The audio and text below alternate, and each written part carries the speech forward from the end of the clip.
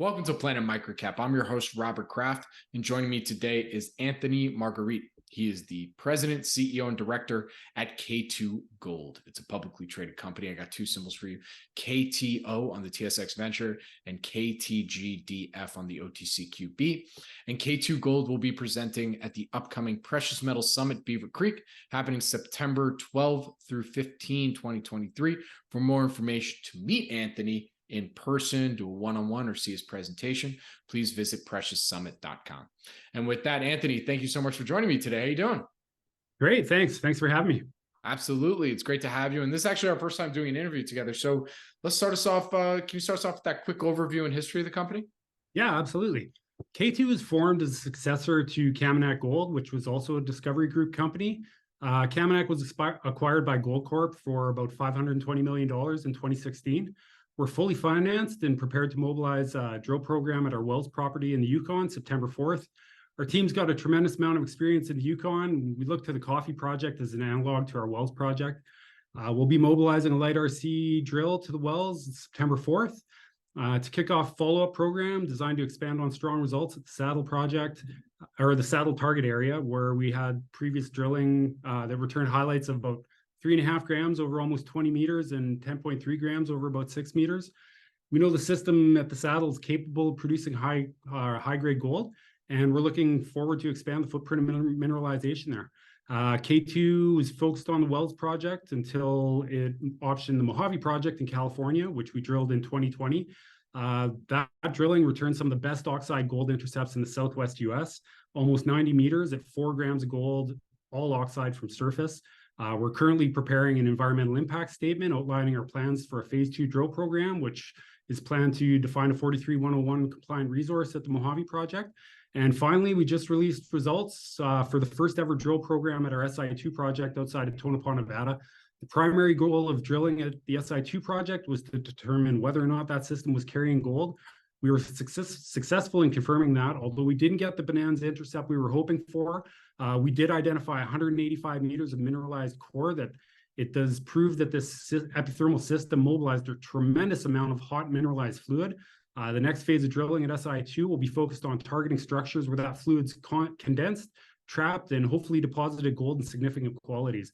At SI2, we look at Anglo Gold Ashanti's Silicon project as an analog.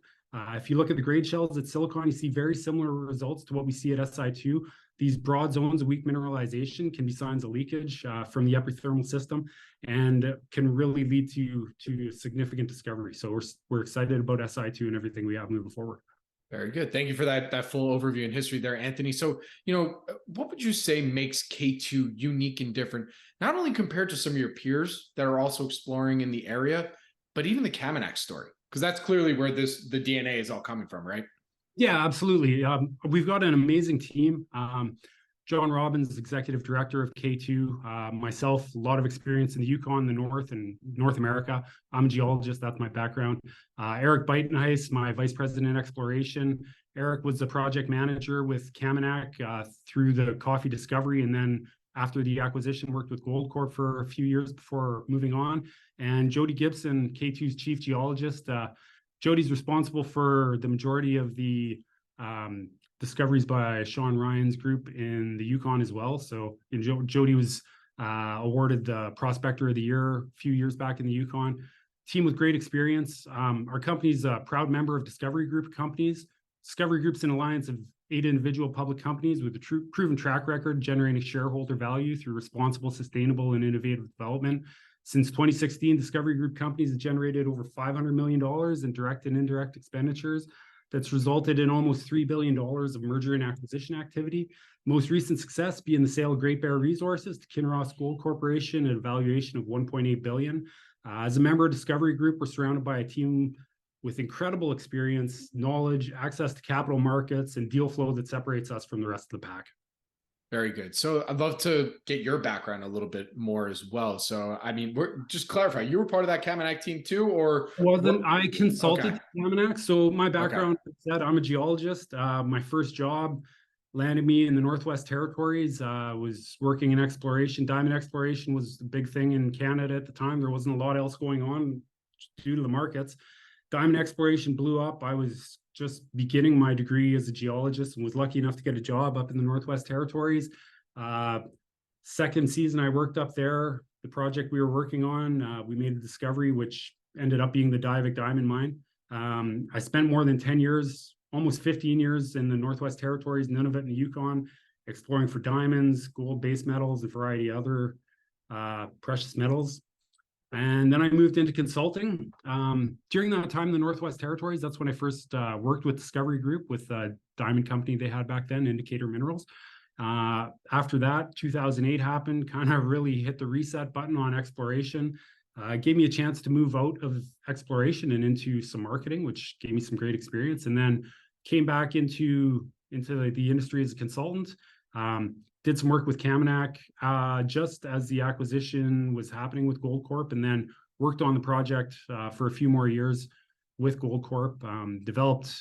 Was able to determine one method of geophysics that really highlighted the mineralization, or where the mineralization was found at the Coffee Project. And then I was presented the opportunity to come back to Discovery Group in this role, and I jumped at it. You know, there's nowhere else I'd rather be right now. Great mentors, great team. It's a great place to be. Very good. All right. So to close us out here today, Anthony, from what you can tell us, kind of alluded to it already in the opening there, but what would you say moving forward now are some of the company's value catalysts for the rest of 2023 going into 2024? As I mentioned, we're going to be mobilizing a drill to our Wels project in the Yukon, September 4th. It'll be about a month-long program, expecting to see assay results there end of October, early November. I don't think it's a short program. I don't think we'll get any samples out until the end of the program to the lab. So yeah, I would say late October for that. As well, our SI2 project, you know, we're looking at opportunities to advance the project in some unique strategic ways. And our Mojave project in California, we just released a news release a couple days ago now. We passed a milestone in the permitting process there. We're in a round of public scoping and comment right now, and I expect to be through the EIS the first half of 2024 in order to launch a drill program to define a 43101 compliant resource there. All right, Anthony, with that, where can our audience go and find more information on K2 Gold? You can check out our website at www.k2gold.com or LinkedIn, or we have socials as well on Instagram, Facebook, and Twitter. Very good. Anthony, thank you so much for joining me today. Really do appreciate it. Good luck. Stay safe. And I look forward to our next update. You bet. Thanks for the time, and I look forward to seeing everyone at Beaver Creek. Thank you. Bye now.